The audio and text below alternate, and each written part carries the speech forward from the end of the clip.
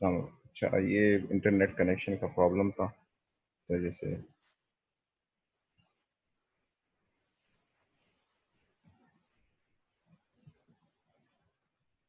जी बादुल्ला।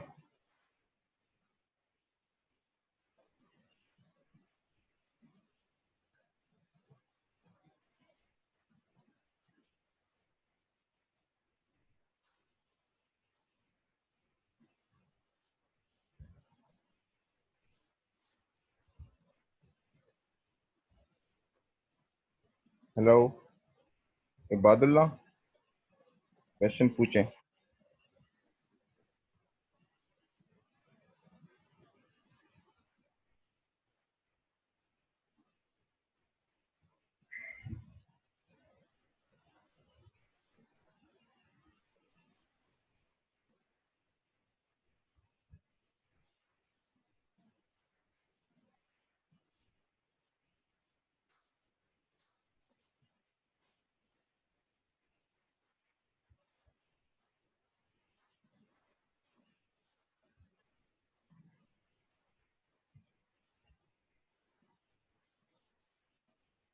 अच्छा, तो फाउंडेशन का फंक्शन ये होता है कि हम लोड्स जो है, स्ट्रक्चरल लोड्स, वो बिल्डिंग से ग्राउंड में सेफली ट्रांसफर कर सके।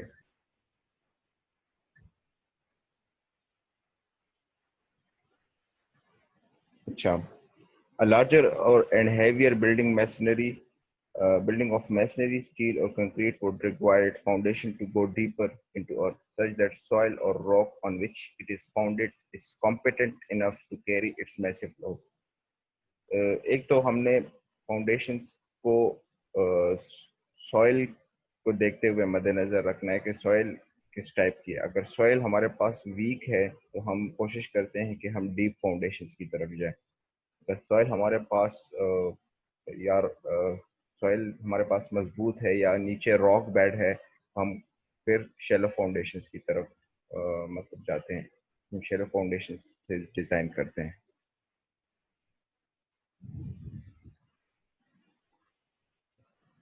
हाँ रेहान।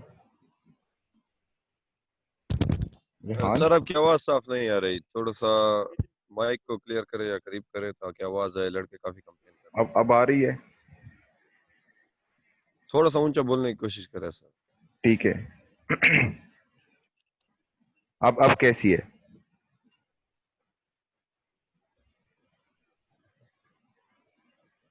हेलो।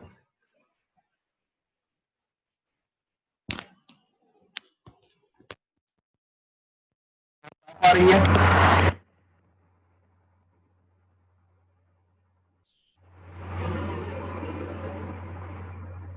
हेलो।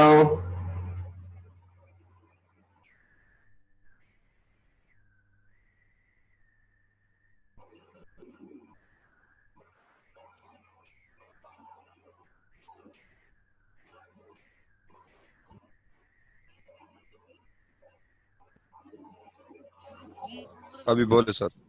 साफ आ रही है अब? हाँ हाँ अब आ रही है। वो बस आपके नेट के इशू है, थोड़ी सी लेट भी आती है ना अक्सर, कट जी, हो जाती है बीच बीच में से। सही है। मैंने तुम्हें अनम्यूट रखा है, तो तुम कन्वर्सेट करो, ठीक है, तुमसे इसके बारे में। एंड अच्छा, ठीक है सर, वो ठीक है। फाउंडेशन मेनली हम स्ट्रक्चर लोड के ट्रांसफर के लिए इस्तेमाल करते हैं। Structure load towards the ground. अगर हैवियर बिल्डिंग है, स्टील का या कंक्रीट का, तो तब हम डीपर फाउंडेशंस की तरफ जाते हैं जब हमारे पास सॉइल कंडीशन अच्छी ना हो, फिजिबल ना हो, तो हम डीपर रॉक बेड की तरफ जाते हैं। अगर हमारे पास जो सॉइल है इमीडिएटली बिलो द फाउंडेशन, अगर वो सही है, तो हम उसी सॉइल पे ही उसको डिजाइन करते हैं। और फिर सॉइल के स्ट्रेंथ पे डिपेंड करता है कि हम किस टाइप की फाउंडेशन सेलेक्ट करेंगे शेलो फाउंडेशंस में से भी।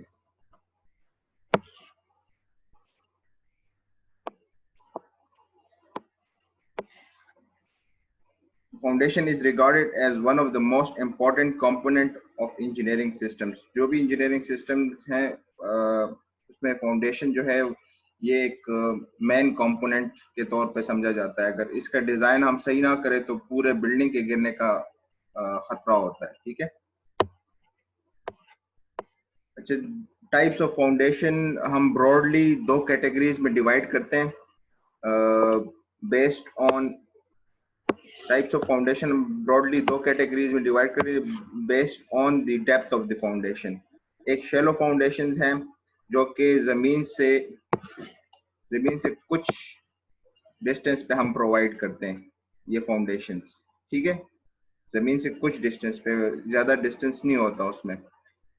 और दूसरा डीप फाउंडेशंस है जो कि हम पाइल्स की शेप में प्रोवाइड करते हैं, ये काफी डीप होते हैं जमीन के अंदर। ठीक है, ये डिपेंड करते हैं कि हम किस टाइप ऑफ बिल्डिंग या किस टाइप ऑफ स्ट्रक्चर हम बनाना चाह रहे हैं। अक्सर आपने डीप फाउंडेशंस या पाइल्स देखे होंगे जो हम इलेक्ट्रिक बूस्टर्स बनाते हैं ना, जो कि यू करके खड़े होते हैं। इलेक्ट्रिक बूस्टर जो हम बनाते हैं वो उसके लिए हम डीप फाउंडेशंस का इस्तेमाल करते हैं। और नॉर्मल बिल्डिंग्स के लिए, हाउसेस के लिए हम शैलो फाउंडेशन हमारे लिए काफी होता है। मतलब लाइक अगर हम शैलो फाउंडेशन यूज कर लें तो वो उसको सह लेंगी के लोड्स को।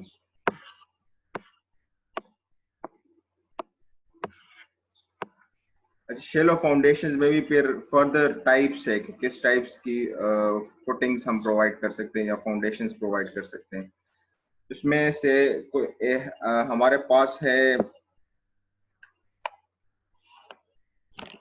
आइसोलेटेड फुटिंग्स,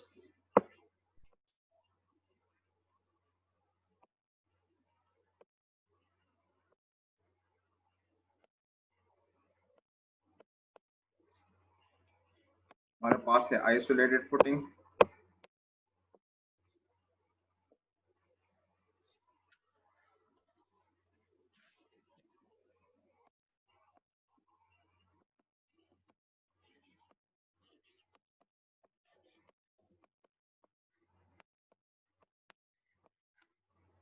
इसके अलावा हमारे पास है वॉल फुटिंग।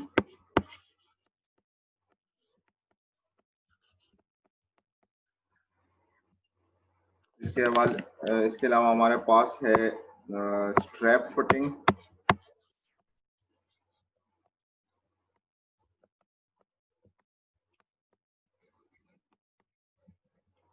इसके अलावा हमारे पास है कंबाइंड फुटिंग।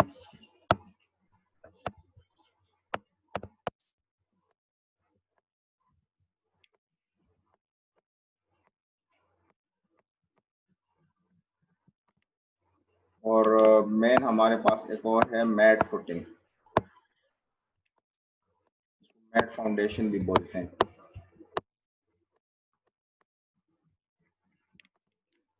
हमारे पास ये 5-6 टाइप्स हैं। ठीक है,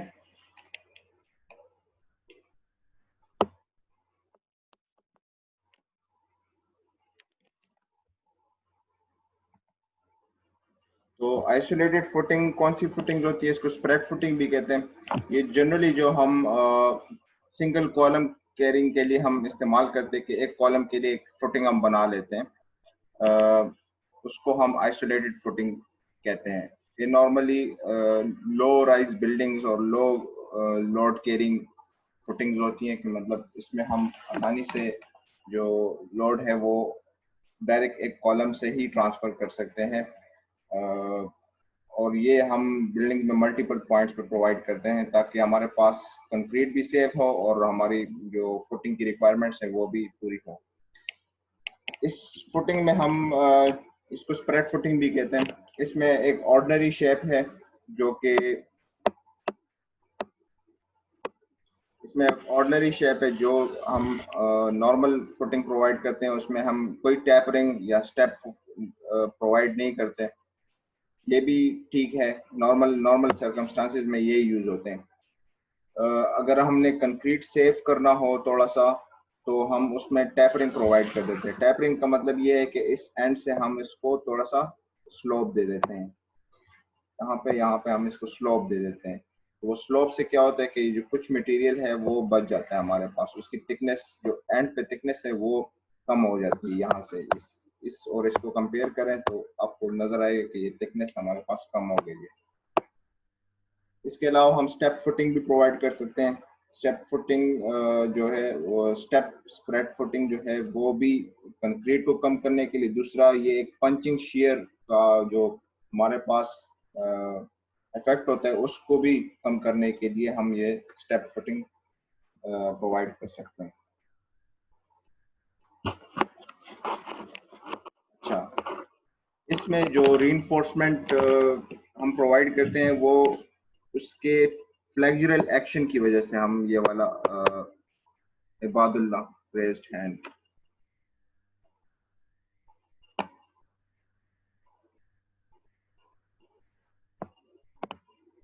जी बात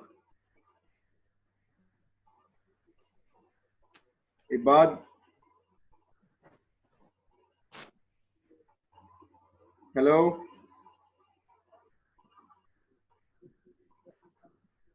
इबाद क्वेश्चन पूछना है तो मैंने अनम्यूट कर दिया आपको, काइंडली आप।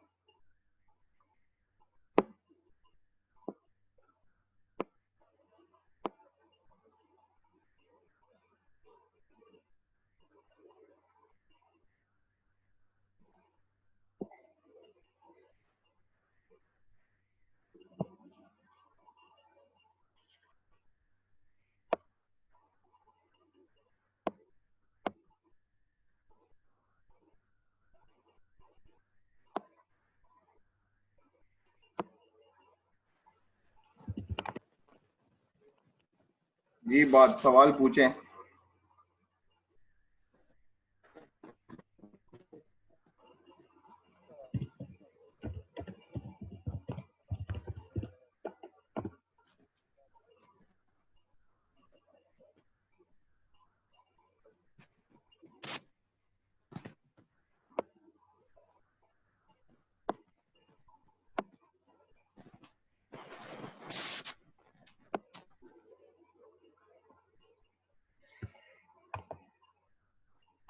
अच्छा, तो स्प्रेड फुटिंग हम टिपिकली जो इसमें रिइंफोर्समेंट है वो फ्लेक्सुरल एक्शन को रेजिस्ट करने के लिए हम प्रोवाइड करते हैं, जो कि जो लोड यहाँ से पॉइंट लोड एक्ट करता है तो वो इसमें फ्लेक्सचर कॉज करता है। उस फ्लेक्सचर को रेजिस्ट करने के लिए हमने जो टॉप पे हमारे पास कंक्रीट है, so it can resist the compression occurring over here, लेकिन जो टेंशन फेस पे हमारे पास टेंशन आ रही होती है उसको रेजिस्ट करने के लिए फिर हम रिइंफोर्समेंट प्रोवाइड कर देते हैं। ठीक है, तो ये नोट कर लें कि जो रिइंफोर्समेंट हमने प्रोवाइड की है वो इसलिए प्रोवाइड की है ताकि हम इस फ्लेक्सुरल एक्शन में टेंशन को रेजिस्ट कर सके। ऊपर ऊपर तो compressive strength of concrete is enough to withstand this force, but जो नीचे टेंशन सेक्शन है उसके लिए हमने रिइंफोर्समेंट प्रोवाइड करनी होती है। अच्छा, दूसरी टाइप हमारे पास है वॉल फुटिंग और स्ट्रिप फुटिंग। एक स्ट्रैप फुटिंग है और एक स्ट्रिप फुटिंग है, इन दोनों में फर्क है, या आप अभी देख लेंगे। ये वॉल फुटिंग है, ये नॉर्मली हम वॉल्स के लिए, बाउंड्री वॉल्स के लिए प्रोवाइड करते हैं। अगर बाउंड्री वॉल्स हमने मजबूत बनानी हो तो उसमें हम वॉल फुटिंग प्रोवाइड करते हैं। वॉल फुटिंग और strip footing display essentially one dimensional action cantilevering out of each side of the wall. ठीक है, तो अगर जो वॉल फुटिंग है वो सिर्फ हम वॉल्स के लिए प्रोवाइड करते हैं जो अच्छा, the reinforcement for flexure is placed at the bottom of the footing perpendicular to the wall as shown। तो जो मेन reinforcement है वो हम perpendicular to the wall provide करते हैं। अगर हमारे पास ये वॉल है, हमारे पास, तो जो इसमें मेन reinforcement हम प्रोवाइड करते हैं तो वो इस डायरेक्शन में होता है, perpendicular to the wall direction होता है। ठीक है,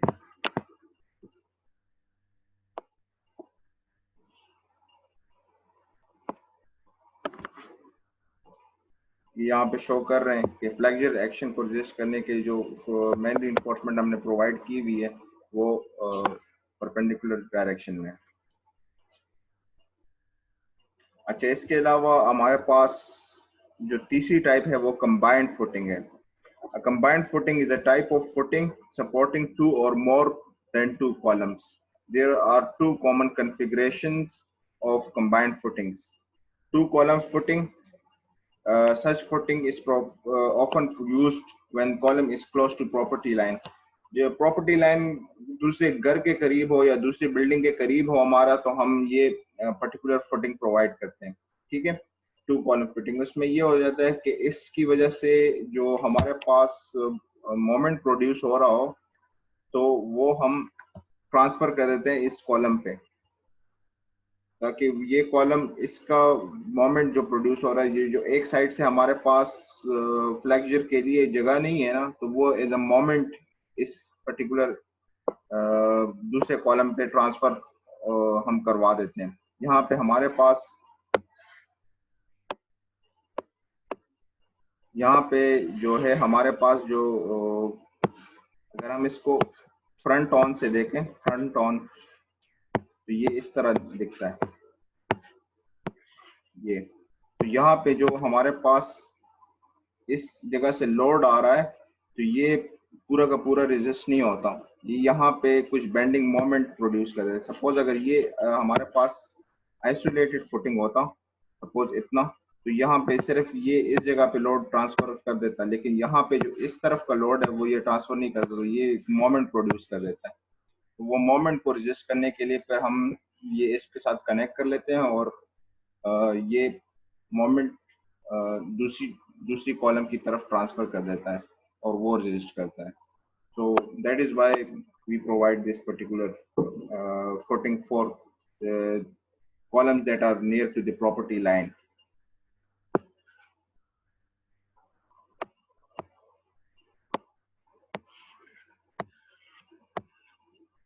दूसरी टाइप जो कंबाइंड फुटिंग की है वो ये है कि कॉलम स्ट्रिप और multiple column footing. Combined footing में also be provided in if the space between the adjoining isolated footing is small. अगर हमारे पास जो स्पेस है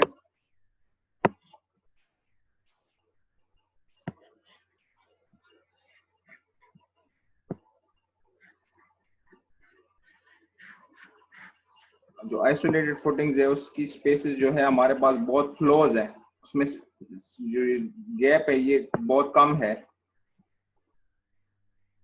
इट इज लेस, देन हम क्या कर देते हैं, इसको हम ज्वाइन कर देते हैं। हम कहते हैं कि चलो सही है, हम इस टाइप की फुटिंग प्रोवाइड कर लेते हैं जो कंबाइंड फुटिंग है। तो स्पेस को रिमूव करके हम ये पूरा स्टील इसमें बिछा देते हैं, ताकि हमारे पास हम एक यूनिफॉर्म टाइप की एक फाउंडेशन बनाए, जिसमें अगर हमारे सेटलमेंट का प्रॉब्लम भी आगे आता है तो वो भी रिजॉल्व हो सकता हो। ठीक है,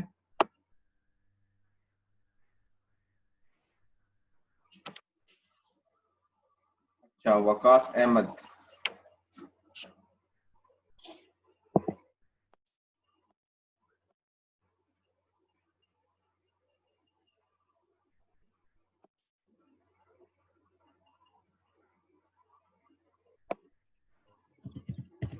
सर जी जी रिहान, मेरी आवाज आ रही है सर?